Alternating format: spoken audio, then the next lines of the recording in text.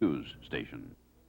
Good evening, everyone. In the news, an agreement has been reached with the Indians in Gresham, Wisconsin, and the Thornburg coon battle is picking up steam. More on that a bit later, but headlining the news at this hour, a tragic story. A North Hills couple was killed this morning when fire destroyed their Ross Township home. James and Shirley Maloney were pronounced dead on arrival at North Hills Passivant Hospital. Firemen say the blaze broke out in the center of the Maloney home at 122 Oak Glen Road. It had been blazing for an hour before the first alarm was sent in at 8:30.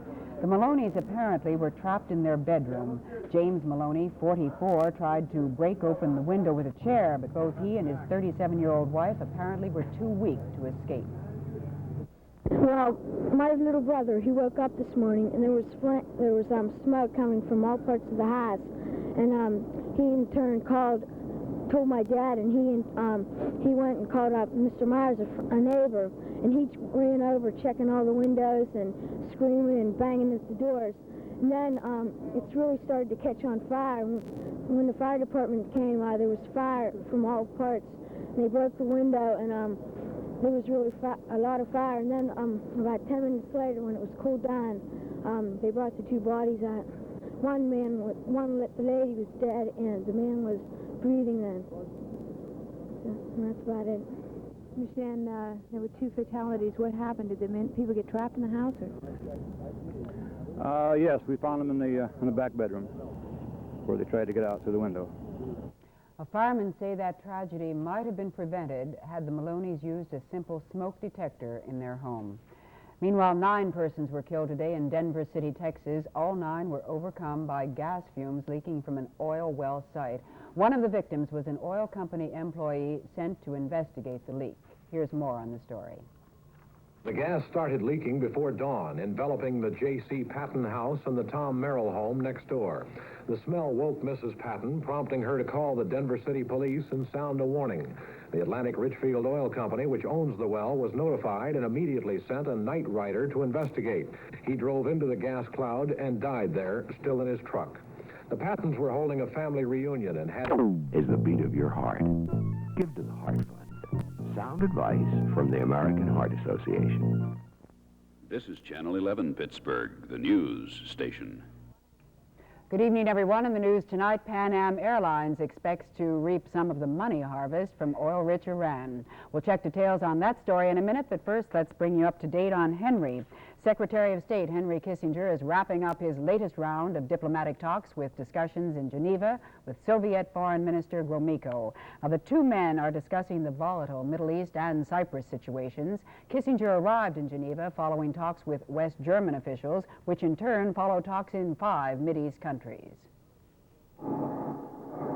Security measures at the airport were intensified in the wake of a bomb attempt on the West German mission here 1 week ago. Police carried submachine guns and wore bulletproof vests, and the arrival area was heavily guarded. Kissinger came to Geneva with a special interest in trying to find out what the current mood in Moscow is, since he's not had direct contact with high-ranking Soviet officials in more than a month during the period of Brezhnev's illness. In his arrival statement, Kissinger echoed the view that American-Soviet relations are essential to the peace of the world. And therefore, the United States attaches considerable importance to the relaxation of tensions between the Soviet Union and the United States, and will continue to pursue this policy with energy and conviction. The atmosphere at the Soviet diplomatic mission was friendly but restrained as Kissinger arrived for a working dinner. American officials said tonight's agenda included a general discussion of a new trade agreement, but no new negotiations on that subject. Kissinger and Gromyko are saving the most contentious issue on their agenda, the Middle East, for detailed discussions tomorrow. Richard Valeriani, NBC News in Geneva. Kissinger and Gromyko met for 3.5 hours tonight. Sources said the meeting was generally cordial, but there were a few tense moments.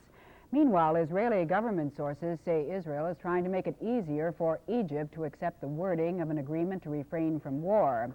They say a demand that Egypt declare a pact of non-belligerency has been softened in tone, insisting instead that Cairo be ready to state its intention not to go to war. Oil-rich Iran is coming to the aid of financially shaky Pan Am Airlines. The Middle Eastern country will acquire about 13% of the airline, involving some $280 million in stock and loans. The deal has been approved by the federal government on conditions that the Civil Aeronautics Board agrees to the deal, that Iran does not make efforts to control the airline, and that the deal satisfies Congress in terms of foreign ownership of key American industries.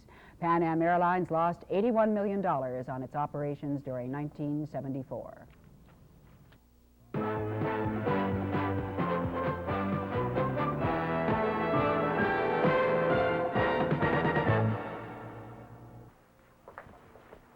Hi, I'm George Christie. You've got to admit, I get a lot of mail. Actually, these letters aren't addressed to me. They're some of the many, many thousands of ideas sent to Atlantic Richfield Company for improving public transportation. Some of the ideas are very practical and could be put into effect right away. Others are very far out and involve undeveloped technologies. But that's not what's important. What matters is that more and more of you are becoming aware of the impending crisis in public transportation. Right now, we're in the process of making a new series of ads using the ideas you've submitted. So if you've submitted one idea, send us another. And if we haven't heard from you, well, we have only one question. Where's your idea on public transportation?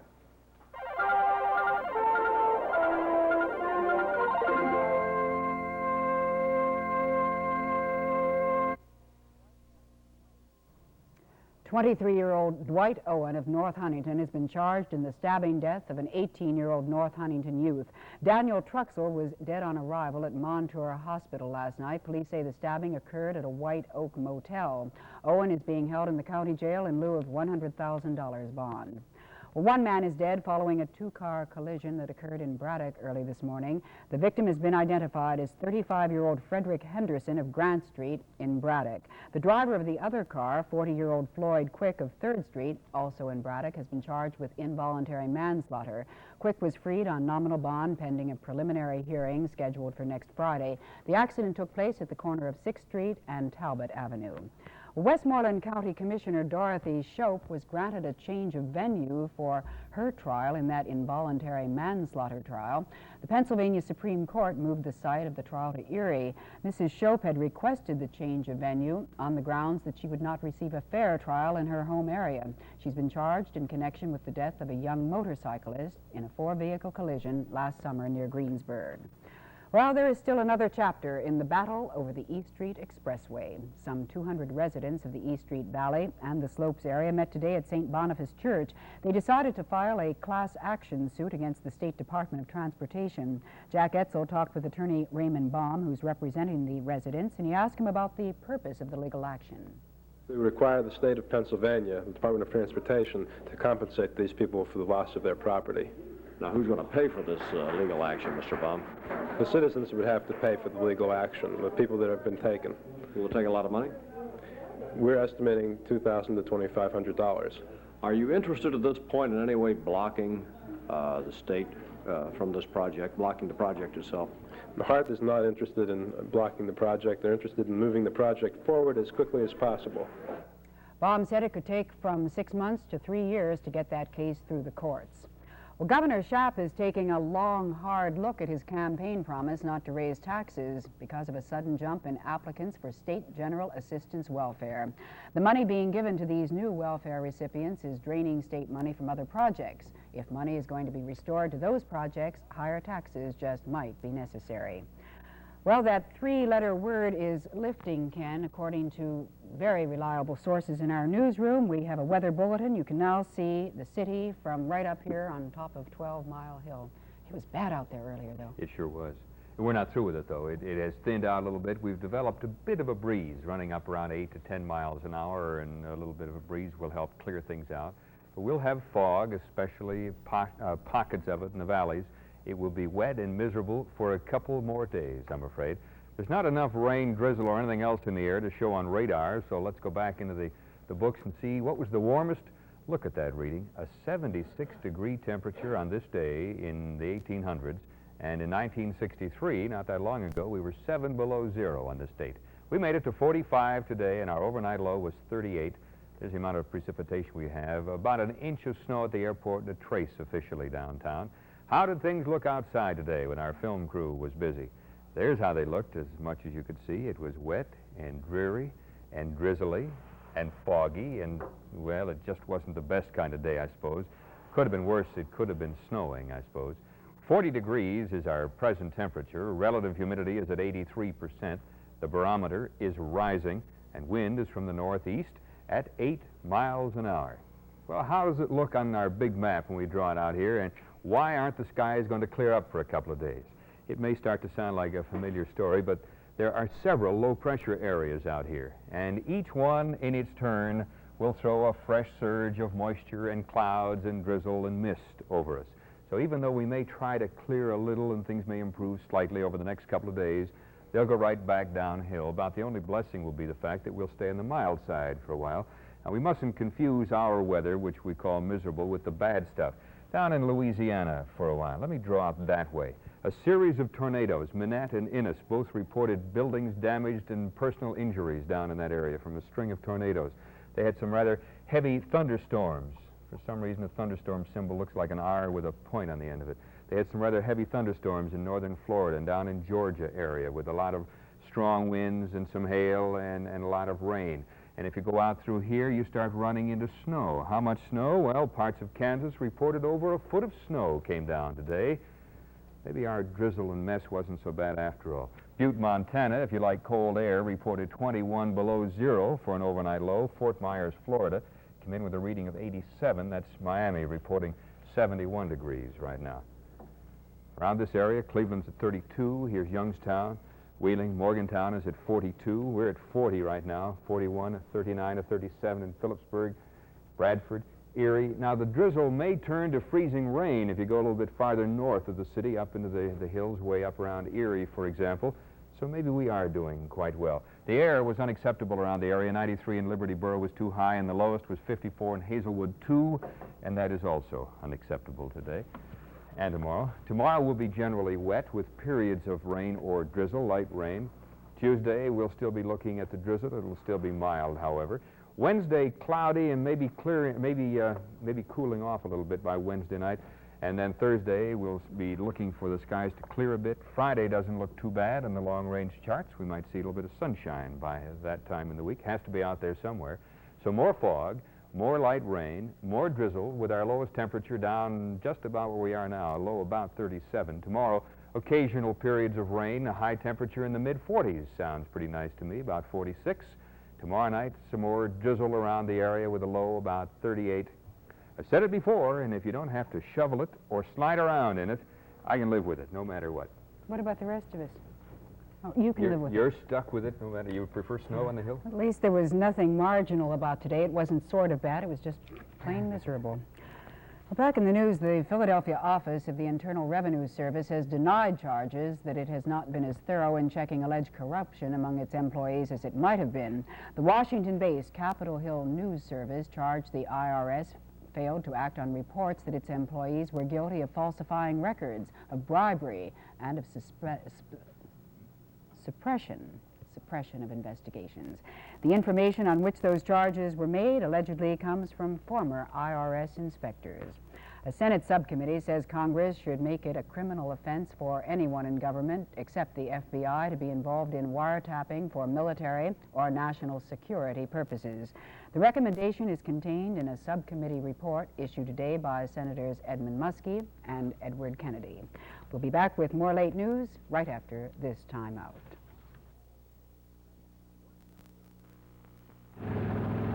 One helicopter and a 2-ton tractor are going to prove the amazing strength of our space-age adhesive, Eastman 910. It sets strong, fast, in just minutes. Time's up. Let's go.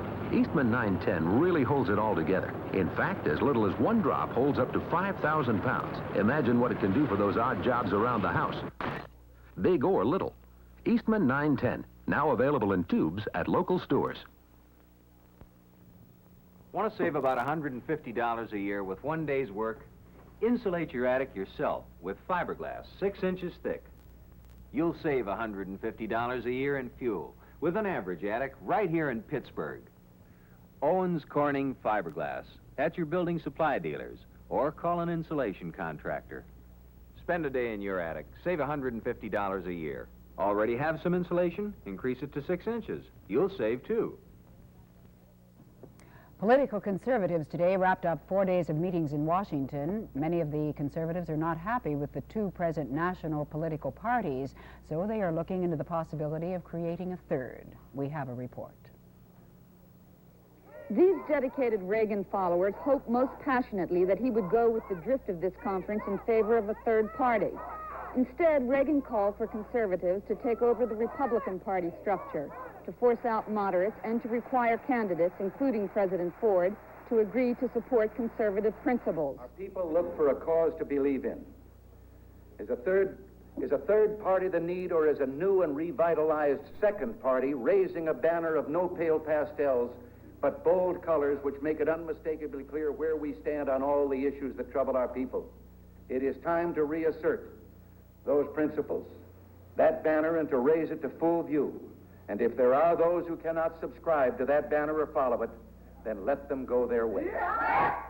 Conservative New York Senator James Buckley is also opposed to the creation of a third party at this time, but even so, the conservatives voted to keep the option of creating a third party open. Well, the chairman of the Senate Republican Campaign Committee says the 1976 presidential primaries will overflow with contenders for President Ford's job. Ted Stevens of Alaska says the New Hampshire primary, that's the first in the nation, is going to look like a shopping list with all the candidates. Senator Richard Schweiker says that the Republican Party has to become more tolerant of diverse views within the GOP ranks. Schweiker referred to recent polls that show only 18% of the voting public think of themselves as Republicans, so that makes the GOP a third party behind Democrats and independents. Schweiker made his remarks at the Republican State Committee meeting in Hershey. Now, in other news from that gathering, the Republicans endorsed Allegheny County Common Pleas Judge Silvestri Silvestri.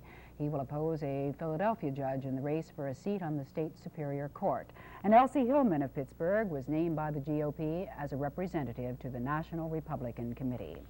Well, Pittsburgh City Councilman Frank Lucchino wants to hear from city residents if they think they have been discriminated against in getting a home mortgage.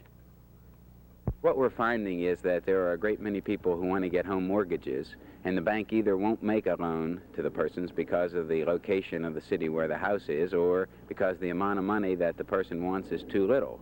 And we're asking these people who may have been denied mortgages for these reasons to write to me and let me know the details of that, or call me at City County Building and let me know these details. Lucchino also said he doesn't think the city should deposit its money in banks that have discriminated against residents trying to get home mortgages.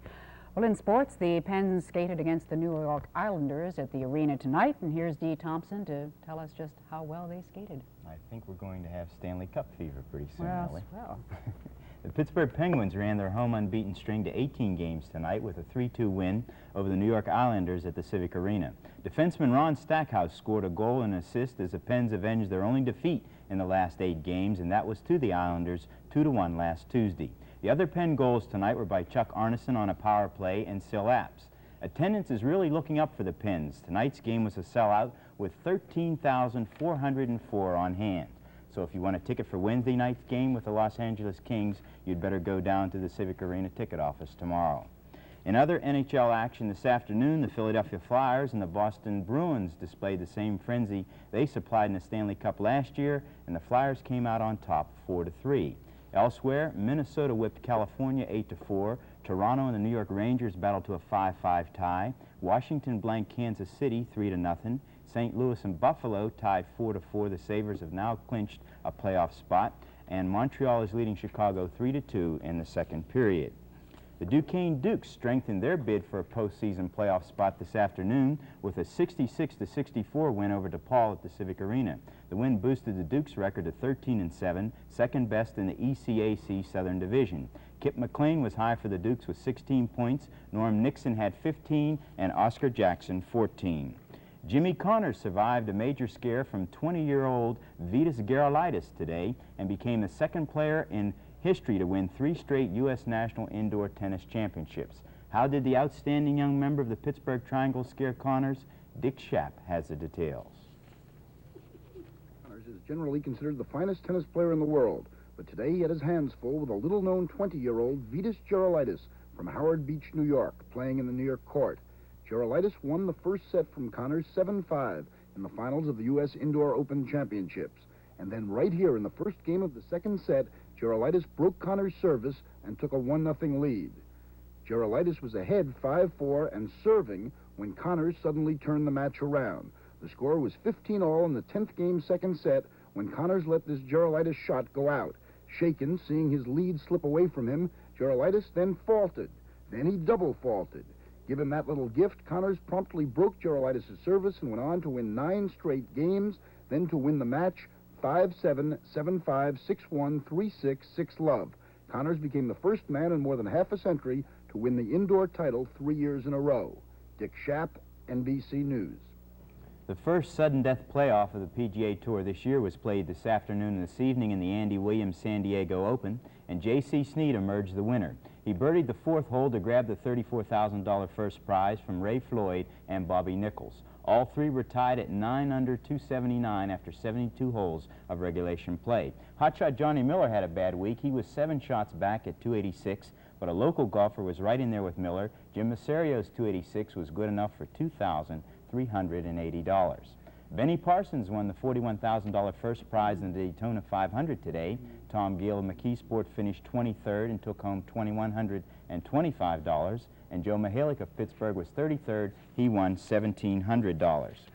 Hats off to Rick Hofstetter of McKeesport, who won the 100-meter breaststroke at an international swimming meet in Paris this weekend. He set an American record of 1 minute 4.84 seconds in the event, and we hear he has a good chance of making the Olympic team.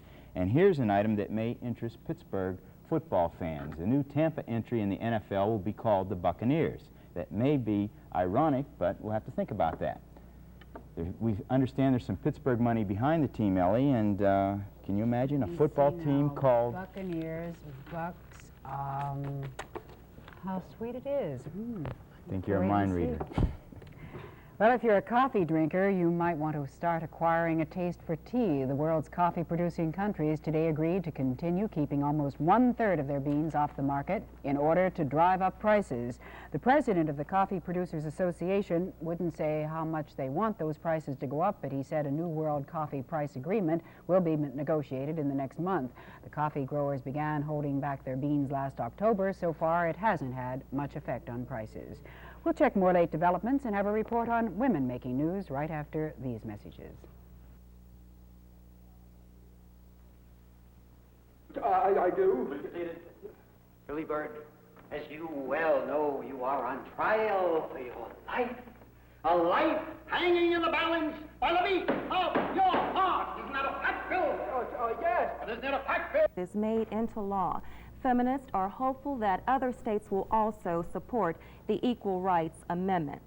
Pat Wright and Bridget Cronin are 2 reasons why they're changing the word highway patrolman to highway patrol persons. Missouri and California both hired their first highway patrol women this week. Miss Wright and Miss Cronin graduated from the Missouri Highway Patrol Academy's 22-week training program on Friday. Both women agreed that the physical training was much harder than the academic work, but they felt it was worth all the effort. In California, 27 women and 30 men were sworn in as patrol persons. The women patrol officers will be assigned mostly to Southern California. In the world of women's sports, Mary Jo Pepler, a volleyball star from Texas, became the first women's superstar champion. For her efforts, she pocketed $49,600 in prize money at the competition. Miss Pepler, a 30-year-old brunette, was the best of the field of 11 in rowing, throwing a softball, and shooting a basketball. In the half-mile bike race, she finished second, but the title was decided in the final event. Preliminary studies indicate that wife-beating represents more violence in the home than child abuse or rape. It is... Hi. Sharp sweater, huh? It's on sale at Kmart. It's made of 100% virgin Orlon with genuine suede leather trim. It comes in several styles and colors, and you can choose either a zipper or button front. They make a perfect Christmas gift, and the price is right, too. Just $11 in sizes small through extra large. Sale lasts through Saturday in Kmart's menswear department. Here's the new Recordmatic. No better way to select your records. Automatically recalls an empty slot. No batteries or electricity needed.